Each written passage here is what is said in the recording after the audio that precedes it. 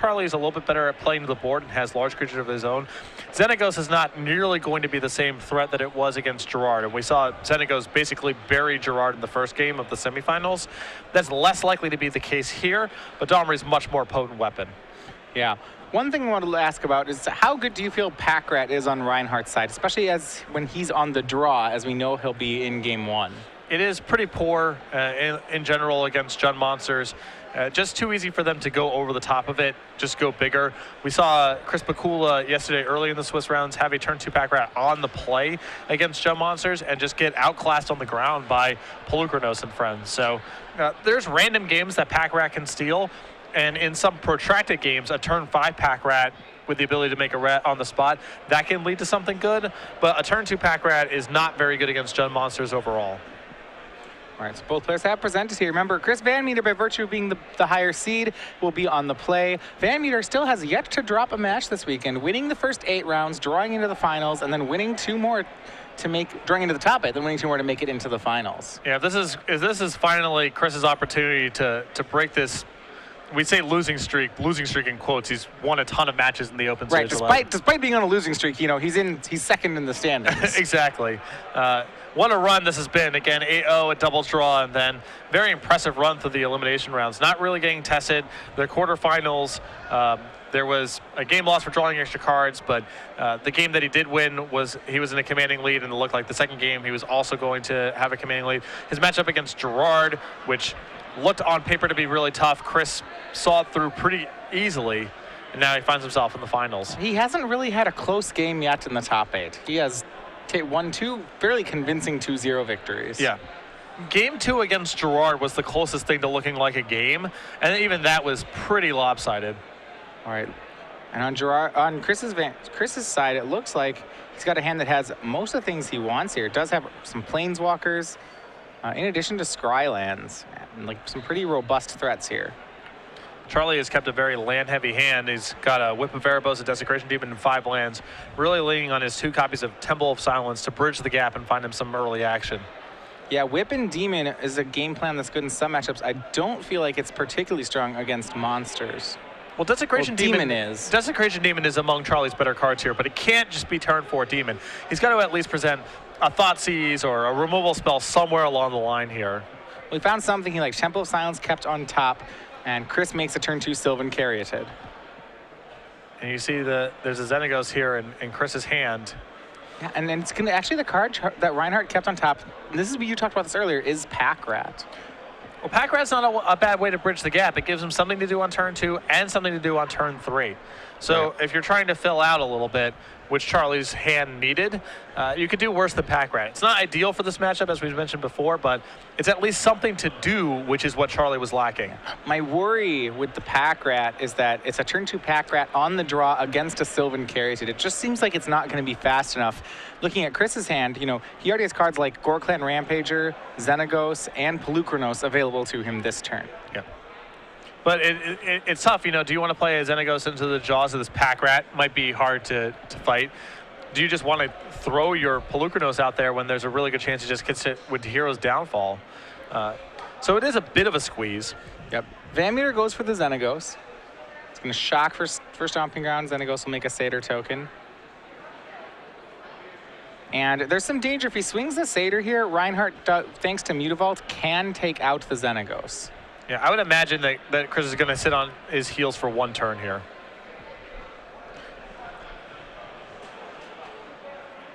He's thinking about it, but it seems like worth pumping the brakes at least for a turn. Yeah. I'm inclined to agree as well. I think he wants the Xenagos to be more than just a 2-2 that time walks. I think he actively wants to keep the Planeswalker on the battlefield. Well, maybe taking away the turn, given the fact that, Charlie has 2 copies of Bile Blight in his hand, maybe it's not worth trying to go too all out protecting the Xenagos. 2 copies in his deck, right? Yes. Okay. We see, the Satyr does swing, puts Rinehart down to 18, and Rinehart's draw for the turn was a Banishing Light. That's a pretty key draw actually for the matchup. Really important, especially with the threats that Chris has in his hand. Yeah. Temple from Rinehart will go ahead and Scry keeping a card on top, and it looks like, yeah, he's going to activate and take out the Xenagos. And I don't know, if he seems to me like what Chris traded, he traded a Planeswalker for 2 damage and a 2/2. Mm-hmm. Okay. He's got bigger plans afoot. The Xenagos was just an enabler. It may just be some amount of a hedge against Bile Blight. And of course, this is the other thing. Let's say Chris plays Xenagos, makes a token and says go, and Charlie goes untap Lightbane Zombie, take your Palicronos. That's also pretty bad here. Right. So stripping away the turn at least opens up the opportunity for Palicronos to resolve without having to worry about Bile Blight eventually just sweeping away all your Satyr tokens. All right, and so what VanMeter does with the turn is he goes ahead and plays a Temple of Abandon, uses the 4 mana again to make the Palicronos you were talking about. Swings for 2, has Rinehart down to 16, and passes. So right now, VanMeter's still ahead on the board. Rinehart, though, as we know, with both Banishing Light and Desecration Demon, has some answers available to him. And he's going to start with a Temple, so it's either Temple Banishing Light or Temple Packrat. Looks like Temple Banishing Light for the Palicronos. Yeah, it's I can't imagine going ahead there and not getting rid of that Palicronos when you got a spot to do so. Yeah, you can't actually risk the Palicronos becoming a 7/7 and being able to fight through the demon. Swing of Packrat puts VanMeter down to 15. So right now life totals are actually close. Rinehart doing a good job of keeping the board clean, but it's going to be harder now. VanMeter does hit that, plays another land, and he's going to go ahead and make Storm Breath Dragon for the turn. This time crashing over for 6 damage, dropping Rinehart down to 10. This is the recipe, just mana acceleration into high impact threats.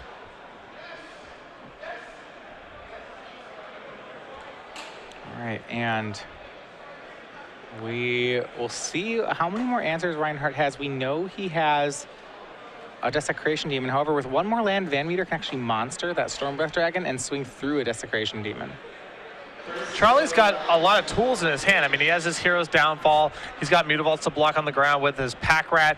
It's just not clear he has quite enough time and life to slog through all of Chris's tricks. Yeah, well, because of that threat of 7 mana, I'm guessing Rinehart has to start with a Hero's Downfall here for the Storm Breath Dragon. Right? It doesn't seem like he can afford to play Desecration Demon. No, I don't think he can play Demon this turn. The question to me was whether or not he wanted to try to trap Chris. You mean try to get him to monstrous the dragon on his own? Yeah. But if Chris plays a 7th land and just says, all right, attack you, then Rinehart really pays the price for having done that. Absolutely, yeah. Yeah, he'll get sudden impacted. And with 4 more cards in his hand, I'm not sure he can take that risk. He does play the Hero's Downfall. So VanMeter still with plenty of some gas left. What Rinehart has going for him, and this is a pretty big thing he has going for him, is that if he can get the Desecration Demon down, he can next turn cast Whip of Erebos and start to race Chris. Yeah. And Chris is running out of raw resources here. He doesn't have a lot left over. He does have a Domri in his hand. That may or may not be able to find him more fuel, but he's running out of the resources to be able to slog through a Desecration Demon. Yeah, he has a Domri. He has a Gore Clan Rampager as well right now. So he can play both this turn. But he's going to start with an attack. This is a swing with a Satyr token. And this is a bit of a trap by VanMeter. It's a block with Packrat, a double activation of Mutavault. That's going to price VanMeter into blood rushing here. So Satyr comes to 6/6, tramples over for 3. Rinehart goes to 7. And I have some, it's like a mixed bag there. I like that he got, he got through the Packrat, but at the same time, I'm not sure, he lost a Gore Clan Rampager. Good post-combat play there for VanMeter. It's a lot of resources, but this sequence is not ideal against Desecration Demon, which is the card that Charlie has left over. Yeah, he used post-combat Domirad to have the Satyr token fight away one of the Mutavaults. The Satyr token number was a 6/6 with 3 damage on it. So got to do that and live. But you're right, yeah, Desecration Demon's great against this. Banishing Light as a backup spell, to me, puts Charlie ahead. Yeah, right now, it looks like Charlie's going to just take care of this Domri and try to block the Satyr, try to clear out as much of the board as possible. I think in his spot, I probably would have just jammed the Desecration Demon, but I can respect this play too. Yeah. This play's weaker to really good top decks, but could be safer as well. Swing for the Satyr from VanMeter. It's going to trade with Mutavault, and VanMeter did not draw another threat. He just passes back. And now we see Rinehart going to try to turn the corner here with Desecration Demon. There it is. Yep. Dreadbore, the draw for VanMeter. He has Dreadbore and now Scavenging Ooze. So Scavenging Ooze actually will help a ton against the Whip of Erebos. Scavenging Ooze is a huge draw here. I mean, that's just it is cheap. Draw. It's cheap. It's basically lethal on its own. Yeah. And one good draw deserves another here. Rinehart draws another copy of Desecration Demon. Well, it's still not clear it's going to totally get him out of the spot here, because there's a Rampager, a Storm Breath Dragon, a Pack Rat, and a Desecration Demon in the graveyard. So that's minimum 6/6 here. He can also he can sack the Sylvan Caryatid, make the Ooze into a 7/7 by eating the Caryatid, and that's exactly lethal. Yeah, so if VanMeter sees that, then that's what he has to do here, right? Yeah, and I think he will. So yeah, Ooze up to a 5/5. And Chris is moving very quickly here. I think he sees this. I mean, it's just exile the one last creature, sacrifice the Caryatid to the demon, and that's exactly 7. Yeah, Rinehart needs one. If Rinehart had one more life point, things would be a lot different. He'd be able to cast Whip, start getting lifelink for his creature. But it looks like this should be lethal for VanMeter. If he sacks the Caryatid to tap the demon, he can eat 2 creatures. That puts Rinehart down to 0. Elvish Mystic for Chris VanMeter. And there we go. Goes to combat, sacks the elf, taps the demon, eats 2 creatures, makes Ooze a 7/7, and game 1 goes to Chris VanMeter. And that was exactly the Jund Monster recipe right there, was getting out in front and just having enough haste creatures, enough tempo, enough spot removal to contain what Charlie was doing. It wasn't that Charlie didn't have a good draw. He had plenty of tools there to win that matchup. Yeah, I almost felt like if the demon was, there were some spots where Charlie maybe could have turned the corner. If the demon was down earlier, maybe he had a shot in there. I'm not sure about it, but a game that close and you know it could have gone either way. Absolutely. All right, so those of you joining us, we're back in the booth, Matthias Hunt and Patrick Sullivan. We are in the midst of our finals here in the Standard Open, so it is time to give away a full year's worth of Star City Games Premium. For those of you watching, remember you have to be watching the live broadcast, so if you're watching the rebroadcast, then we will have already given away the prize. But for those of you with us right now, we're going to do a final trivia question. Again, tweet your answer as SCG Live, hashtag SCG Premium. Don't worry about responding first, just respond accurately. And this contest is run at the sole discretion of StarCityGames.com. Twitch.tv is in no way affiliated with this giveaway on its stream. The question I have for you is, next weekend, the Open Series moves on. Osip Levodovich and Cedric Phillips will be in the booth. Name the city where Star City Games is going to be. Again, tweet your answer at SCG Live, hashtag SCG Premium, and one of you will be selected for a full year of Star City Games Premium content. All right. Excellent. So let's go ahead and do our match. We have right now Chris VanMeter 1 game away from taking down that elusive title. Or will it be Charlie Rinehart coming down from 1 game back to win games 2 and 3 and take the Open for himself? Let's start on Rinehart's side. He is down a game. He's going to be the one making adjustments. He's got access to a Pithing Needle, 2 Sin Collectors, 3 Dark Betrayals, a Deicide, 3 Doom Blades, 2 Drowned Sorrow, 3 copies of Duress. 100% best sideboard card that he has in this matchup is Doomblade. It's just a great answer to the large creatures that Chris is bringing to the table. I think he's going to want to bring in the Pithing Needle as well as an answer to troublesome Planeswalkers. I'm not sure if he's going to want to go so far as to bring in Duress, although Chris does have some troubling spells both in his main deck and in his sideboard. But those are the cards we're looking at here, the Doomblades and the Pithing Needle, and then potentially the Duresses. Yeah, I think that'll be the interesting thing will be to decide whether or not he wants Duress. That'll probably, I imagine, be a function of how many cards he wants to board out. He does have some main deck cards like Sin Collector that are pretty weak in this matchup. I don't actually see so many weak cards that I want to board in the Duresses right now. I think it may just be those first 4 you were talking about. Yeah, to me, the cards that stand out as being a little underpowered in the matchup are the Pack Rats, the Sin Collectors, the Whip of Erebos, and the Blood Barons. To me, those are the flex slots of these cards could afford to leave the deck. Yep, that sounds about right. So he could board up to 8 cards there if he wanted to. Granted, I'm not positive that all the 8 cards in his board are better than those, but at least some of them are. Yeah, so he's got, we know for sure, he definitely has the room for the 3 Doomblades and the Pithing Needle. There's no question about that. Whether or not he wants to Duress, it's less clear, like you mentioned. It's not clear upgrade over some of these cards, but I think a lot of his creatures just aren't very well suited for the matchup, and I'd rather just become more of a Elspeth Desecration Demon deck with a lot of removal. Yeah. On Chris's side, 3 Mistcounter Aegis, 3 Nylea's Disciples, a Doomblade, 2 Golgari Charm, 2 Putrefy, a Vraska the Unseen, a Mizzy Mortars, and 2 Rakdos Return. He's going to want some more of his anti-control cards here.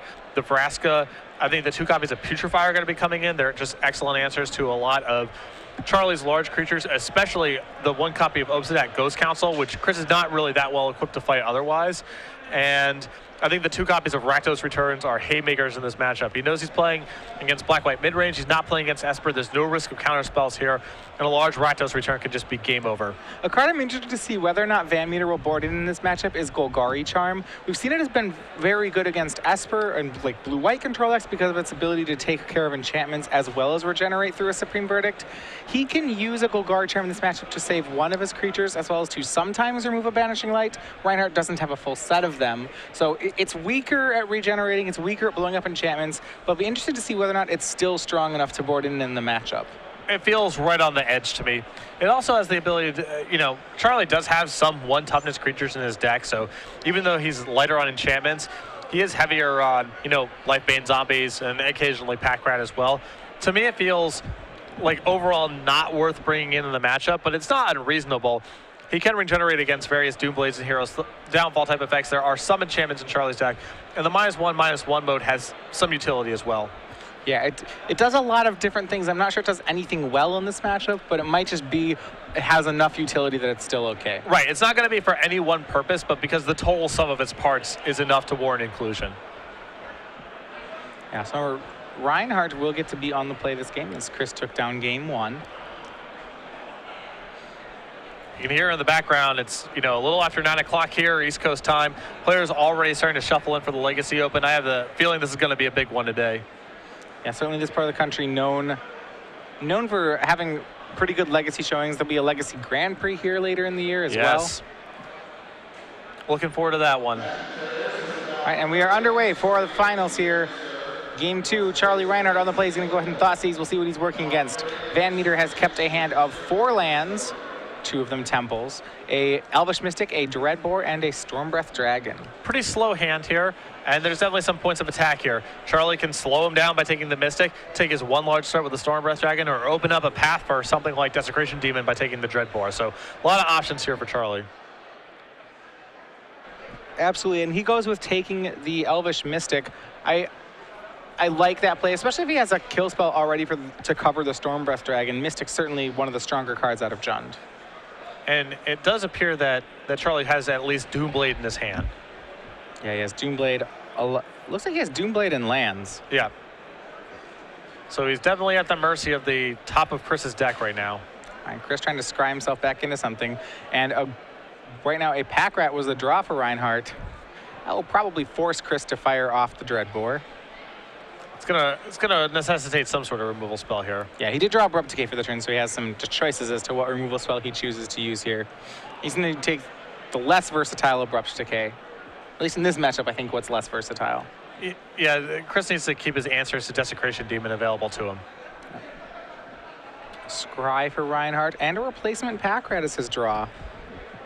So he's at least bleeding out the removal. It's not great to run these 2 Pack Rats and the 2 removal spells, but it is clearing the way for a large threat of Charlie's to go uncontested.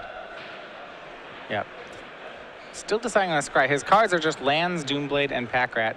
He'll keep the card on top, replace the Pack Rat that VanMeter took out, and pass back. We see a second Stormbreath, the draw for Chris VanMeter.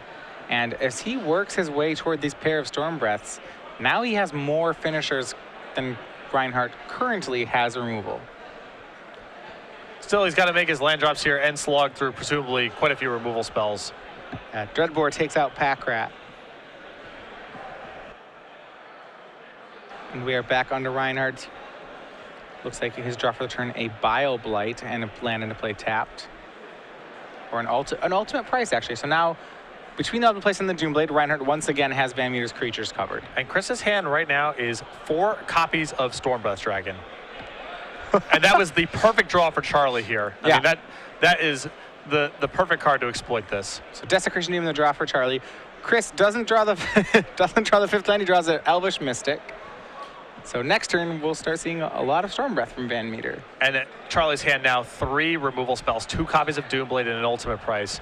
This is a hand very well equipped to just race running Stormbreath Dragons. Well, if you look at this 6, 6, and 6, that's 3 swings from Desecration Demon. He could actually just clear the air every turn and deal enough damage. So there's the first 6 that puts VanMeter down to 12. VanMeter doesn't have the 5th land either. He's just going to play Domri, and this game should be going to Rinehart. I think we're going to move on to the third one here.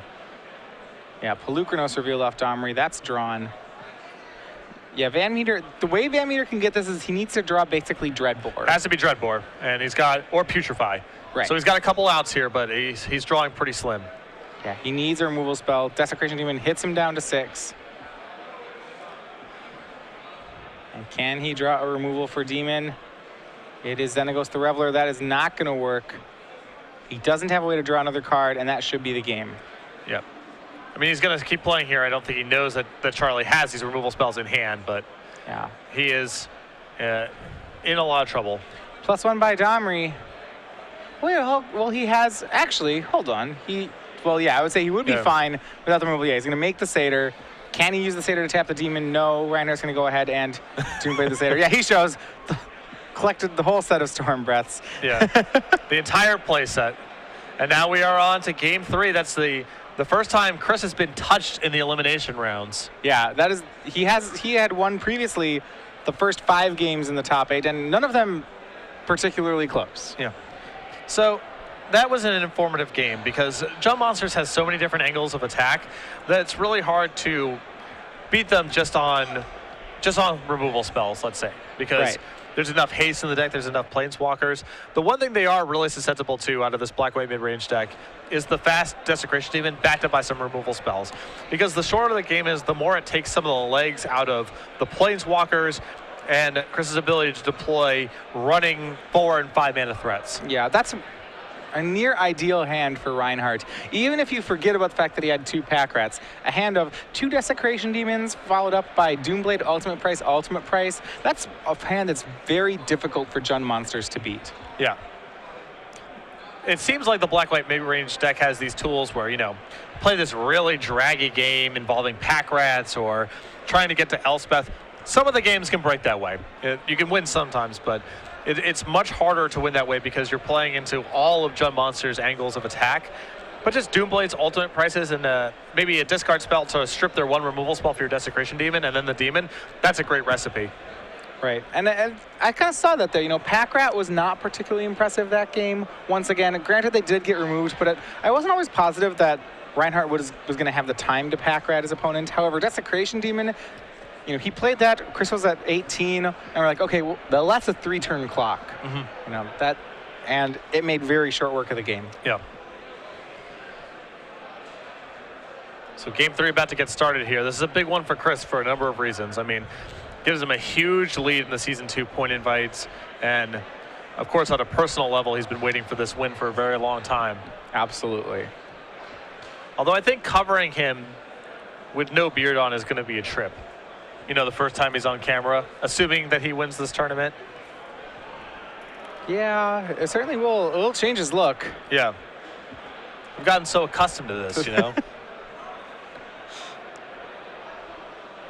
See if he can get there. Yeah, it's been great having Chris back on the scene. He was kind of out of the loop for a couple of years. He was one of the Star City Games' most prominent grinders a few years ago during that Pro Player Club era. Took a couple of years off, but he's back, and great to have him around. Of course, a great player and just an awesome opponent, good human being. It's great to have him part of the scene again. And for Charlie so far, a great run, of course, and he's been very solid on camera. Definitely understands the operations of his deck pretty well. Yeah, absolutely on camera. He was able to defeat by the way, Charlie Rinehart was the one match we didn't get to yesterday. He did play the other Monsters deck in our top 8. That was against Ivan Torres. Torres was running red-green Monsters. Rinehart got that match in top 8. It did take him 3 games to get it. A little throwback, not Jund Monsters, just green-red? Just green-red Monsters, no Jund. It does still show up from time to time. I'm a big fan of seeing something like that. Just don't need this third color. And it could just be a concession to burn. I mean, that's one of the best ways to improve your burn matchup is stop playing a third color. Cut the extraneous color from your deck. Yeah. And I'm not sure how much the black cards add to this matchup for Chris, to be completely honest. The black cards are great in some matchups, but I would say from a black-white mid-range side of the table, Jund Monsters and red-green Monsters probably look like pretty much the same deck. Well, the black gives you some answers to Desecration Demon. That's the big thing. You get access to Dreadbore and Putrefy. And those are big upgrades. Game 3, VanMeter is on the play. We do see a hand here with, which he's going to keep. Looks like he's got some lands in it. I believe a Domri and a Stormbreath Dragon. And Rinehart's hand looks like it's good. I don't know how many lands VanMeter has. He has Vraska, Domri, Stormbreath. It looks like he's just on just Stomping Ground Mutavault. I think so as well. And he's going to have to get some game going. You see Rinehart there with an Elspeth Suns Champion to build up to. And there we go, another land drawn for Chris. And this one's a Temple. This will help him set up. Turn 2, he has Stomping Ground, and he had Sylvan Caryatid in the first place. All right, that's the opening right there. And you wonder why Chris didn't play the Stomping Ground on the first turn. Why did he play Mutavault? It's in case Charlie thought seized him, he wanted the ability to hit him with Mutavault. Mutavault to play for Rinehart. See, he has Doomblade shuffled to the front of his hand. That's his permission spell.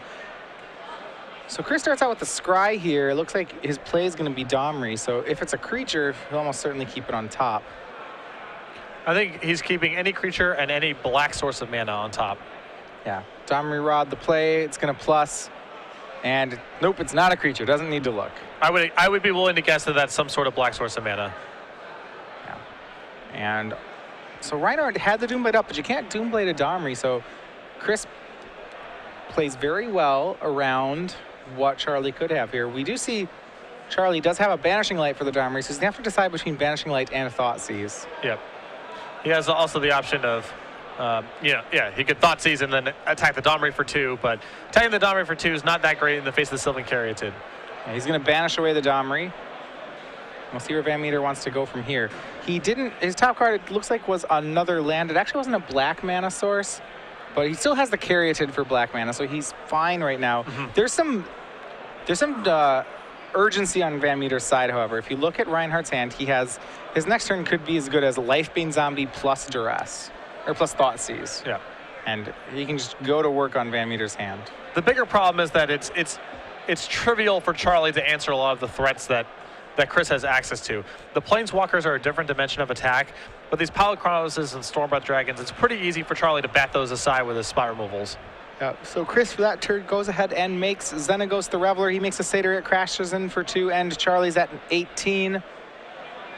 I'm not sure that Charlie has an answer immediately to the Xenagos. He has an answer to most everything else Chris is doing. So we'll see where he goes there. He does have an Elspeth to build up to as well. Yeah. He's got, again, Charlie has all the tools. It's just, does he have enough time? Yeah, he's going to go ahead and start on Lifebane Zombie. So he sees Pelucranos, Stormbreath Dragon, Vraska. So Lifebane will get the Pelucranos. There's 2 more cards that Charlie needs to deal with.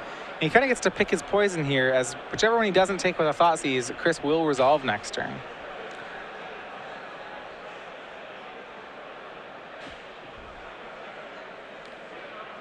And my guess is, it's really hard to say. Neither of them work that well. So he's going to go ahead and Thoughtseize away. Let's see, the Vraska. Yeah, and he's willing to fight through. I mean, he's going to be looking at basically 2 Satyr tokens, a Stormbreath Dragon. The Lifebane will be able to finish off Xenagos next turn, and then it's the issue of, can you clean up what's left over? Yeah, and right now he has the tools to do it. He has a Doomblade in his hand for the Stormbreath, and he has an Elspeth for the following turn to take care of the Satyr tokens. So yeah, Lifebane answers Xenagos, Doomblade takes care of Stormbreath, Elspeth takes care of the Satyr tokens. It looks like Charlie has a path to victory. I don't think VanMeter will deal 16 before that happens. Well, I don't know. He's taking a huge shot this turn. I mean, Charlie's taking 8 from the Stormbreath Dragon and the 2 Satyrs. There's still a Mutavault in play. Yeah, so that puts him to 2 if you add that up. So yeah, it's not lethal, but it's close. Right. Exactly. VanMeter deciding he has a looks like a Domri Rod is what he's deciding on the scry. Go ahead and keep it.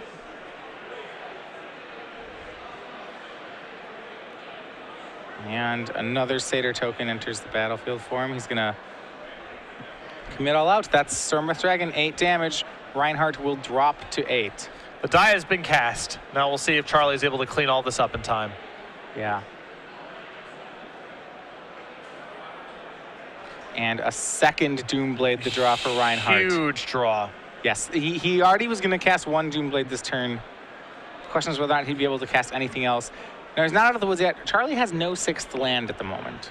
So he's going to take care of Xenagos, step 1. Now he's going to stay alive. And, yeah, he's going to go ahead and Doomblade the Dragon before VanMeter gets a chance to Monstrous it. So, again, there's a path here. Yep. Just absolutely. So VanMeter's going to get to untap. No cards in hand. The top card, I believe, is a Domri that he scried there. Kept Domri on top. He also, and importantly, also has a Mutavault. But Charlie this turn has access to something like he can block with his Mutavault, he can Doomblade something else, and still have enough mana left over to cast Desecration Demon next turn. He's not married to trying to get Elspeth into play. He can ignore that line if he's feeling so inclined. Yeah. If he goes for that line and he gets the mana for Elspeth, then the play is lights out level good. But I agree that maybe that's not the line he wants. He's gonna, yeah, and it looks like he's gonna go for the Desecration Demon line, stranding Elspeth. He activates Mutavault. Mutavault's gonna go ahead and block a Satyr token. Before damage, he's gonna go ahead and I imagine Doomblade the Mutavault.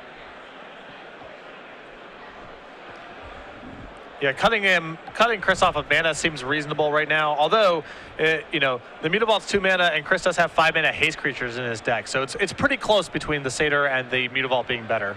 Yep. And before damage, yeah, Doomblade is thrown down. At the other Satyr token, Mutavault gets to live here. Yeah, I think that's totally fine. Again, it's close, but with Chris having a lot of expensive spells in his deck, there's going to be some turns where he can't cast stuff and activate the Mutavault. So he's tying up Mutavault's mana. And then Domri, the post-combat play by Chris. Can he draw a card off it? He pluses the Domri, and he does not draw.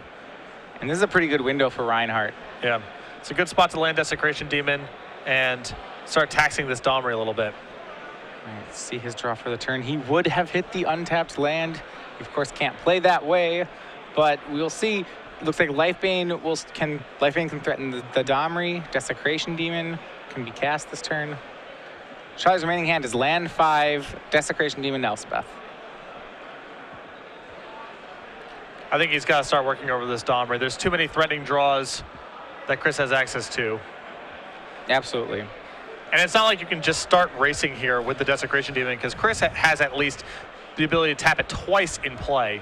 Yeah, Desecration Demon made for Rinehart. I mean, the Demon is just trying to buy time to Elspeth. Yes.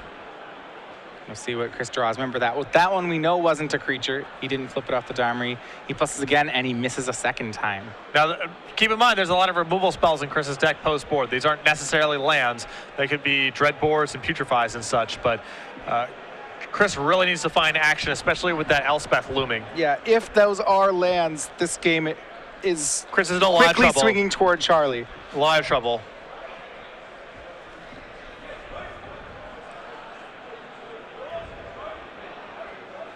You can see on his face, he knows he's in a tough spot. Yeah, he does have the opportunity here to hit for 2 points of damage if he wants to. He can use the Sylvan Caryatid to tap down the Demon and get him for 2, but that doesn't leave him with a lot going on here.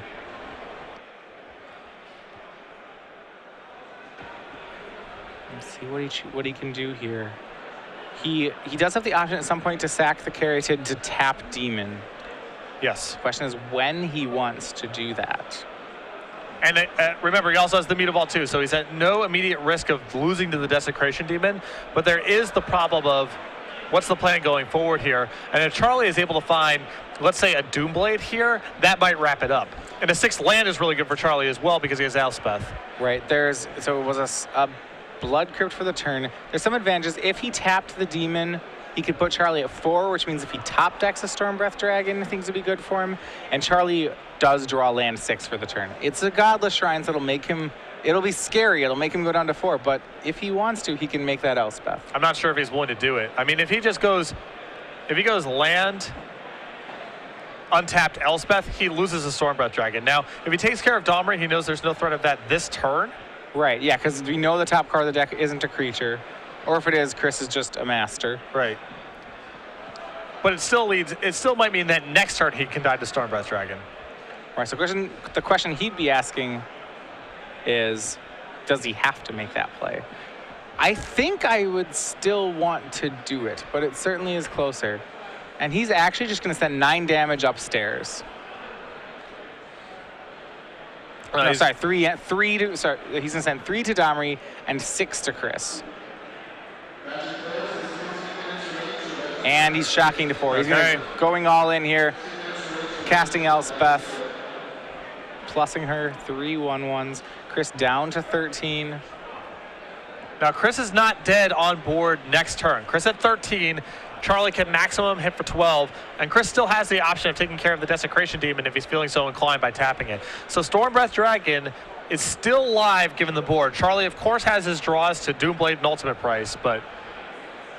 Yeah. And Rakdos Return is also lethal. Right, I was going to say Rakdos Return is also a good one. Temple, it's a Dreadboard. Dreadboard is good, but not good enough. I have to think he's going to ship it. Yeah, I think Chris has got to play to his outs here. He's got... again, Stormbreath Dragon, Charlie's empty-handed. Stormbreath Dragon's good unless Charlie draws an answer, and Rakdos Return is good. This Dreadbore is not much of a reprieve right now. Chris knows it too. It's going straight to the bottom. Yeah, there was a second there, looking at Dreadbore, thinking this card would have been real good a couple turns ago. However, with both Demon and Elspeth and 3 tokens already made, Dreadbore doesn't even buy you a turn. Yeah. And Chris, I believe, is down to 1 top deck. He's got some outs. He's up against the wall for sure. Yeah, Charlie has some ways to close out those outs as well.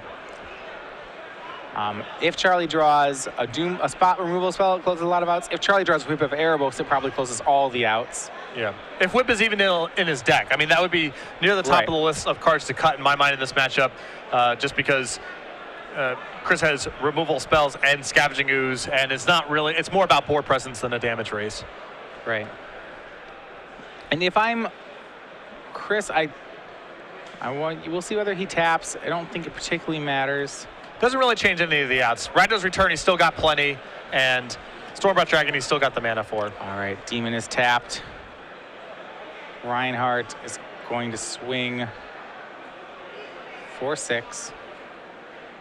Mutavault will eat one of the soldiers. Chris takes 5, goes to 8.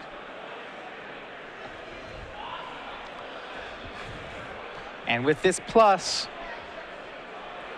Chris, with a creature, can buy himself 1 more top deck right now.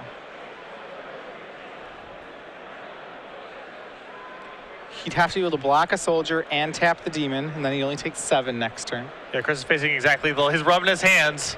I mean, he knows he's got... All right, and that closes that out. Now it's just this top deck. Can Chris do it? Stormbreath, Rakdos Return, here we go. This is for the title. And he knows that, all right, can Chris VanMeter take this home with a top deck? Hasn't looked at it yet.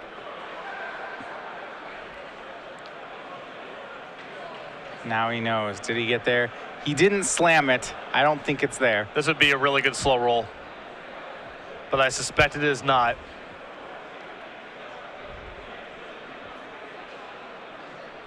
What did he hit? I don't think it's there. I mean, the Blood Crypt and the Stomping Ground, that's a red and a black set aside. It's it's Scavenging Ooze. No, I don't think he can do anything with this, because Blood Baron's going to gain too much life. Yeah, I think this is the one draw I believe that gives Chris another turn, but leaves him drawing to nothing, I believe. Right.